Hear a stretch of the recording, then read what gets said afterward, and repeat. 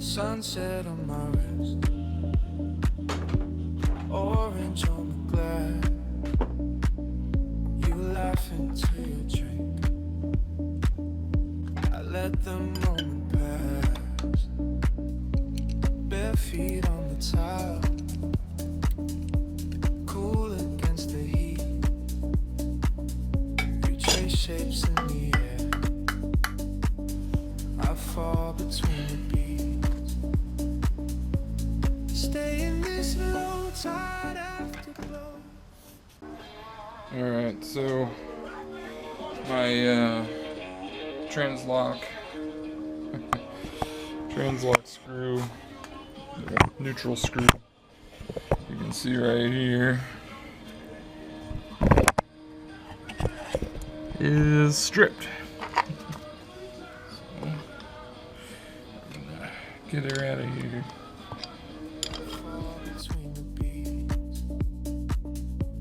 Stay in this low tide afterglow. Moving so slow, moving so slow. Your eyes say what I should know. Don't let it go, don't let it go. Stay in this Machine screw and put it in there, and you can see, you know, I got the transmission disengaged. So this thing right here is toast, you can see. So anyway, see, it gets all rusted out and then hollows out when you try to take it out. So it's toast, but no worries. Got another one in there, and now we are free in neutral. Cool. So alright, keep moving. shadows on your face, colors in your hair, salt stuck on your skin, summer in the air, oh yeah, talking about the fall, plans you never made. I'm learning how to live inside this gentle air. Stay in a slow tide afterglow. Moving so slow, moving so slow. And I say what I should know. Don't let it go, don't let it go. Stay in this slow tide afterglow. Breathing in time, breathing in time. If this is all we ever hold, still enough time.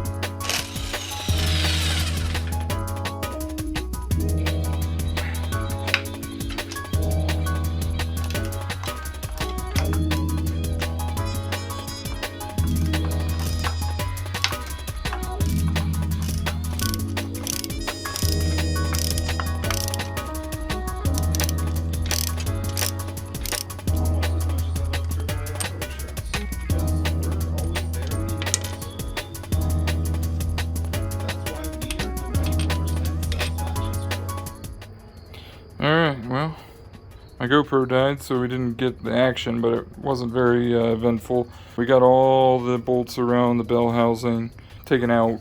They were let's see, there were two different types. E12 and E11. Got those out. There they are right there.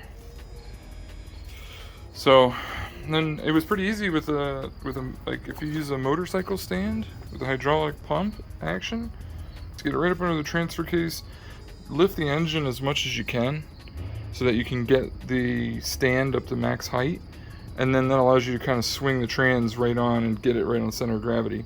So we grabbed it right at the center of gravity. I mean, most of the weight's in the back. You got the mechatronic unit and the gear set here, and then you've got your transfer case and all its gear set and clutches here. Most of the mass is back here, so as long as you get most of the mass covered on the stand, it will hold pretty well. It's really stable, so good to go. One thing I didn't anticipate was the torque converter staying with the engine, probably because with this setup there's a little bit of mismatching height, so it didn't come out smoothly. So I probably got some friction on the shaft from the car, or from the engine, which slid the torque converter out. And you can see the gear, the pinion here, the output pinion. So it drained oil everywhere, so I got oil all over the floor. No big deal, I'm letting it kind of drain out. Needed to really replace it anyway, so it wasn't such a big deal. Because when I did the trans fluid service, most of this fluid stays with the converter, so you end up having to kind of flush and do your best to replace it all. But anyway, so got it out of there. I'm going to pull the torque converter and try to put it back with the trans so that it's with the trans. But if you do this, just know that that thing is going to just burst. So have your oil pan ready. Don't do what I did. Anyway, so we'll get the torque converter off. That'll leave the flywheel. I can pull the flywheel. And then from there, I'll set the engine down for the night. We can get our engine stand in, and there's bolt patterns here that I can grab onto. I'll take these shields off, and then we'll grab onto a bolt pattern, and then we'll get this engine. Well, first of all, we got to lift it off the frame, so that involves taking the axles out, which I should have done initially, but nonetheless, it is what it is. So we get the axles off, and then the engine has the motor mounts, which are here. So there's just, it's hard to see with the lighting here, but there's one bolt here on either side, on that side as well. And then once we pull those out with the engine down, we can, and the axles off, we can lift everything up and out.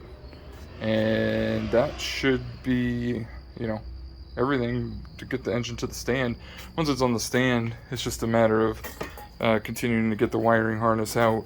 So we got to pull all the wiring harness off. There's some wires that go up under, I don't know what sensors they are, maybe the knock sensor, or yeah, probably knock sensors that are under the intake manifold, so I can't get to them without the engine off the frame. So what we're going to do is, we've got the belt off, so I clipped the belt and got the AC belt off. I have new ones, so they're gone.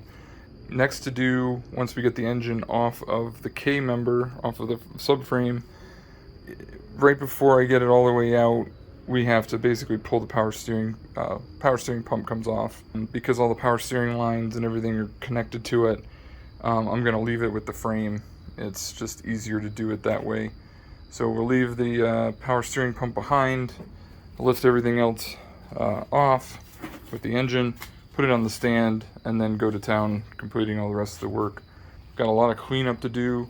You can see there's a lot of corrosion. You can see a lot of wetness from just, seal leaks. It's just unbelievable. The cylinder head cover gaskets have been leaking probably for some time. There's oil dripping down from pretty much anywhere there's a connection. The crank pulley off. What I'll do is I'll put the timing key in so that it's locked into position, and then with that locked into position I can get the middle bolt off and take the crank dampener off.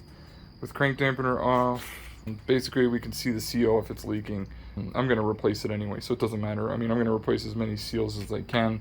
I wasn't going to do the underpan, but I think I'm going to do it anyway. While it's off, you might as well do all the seals.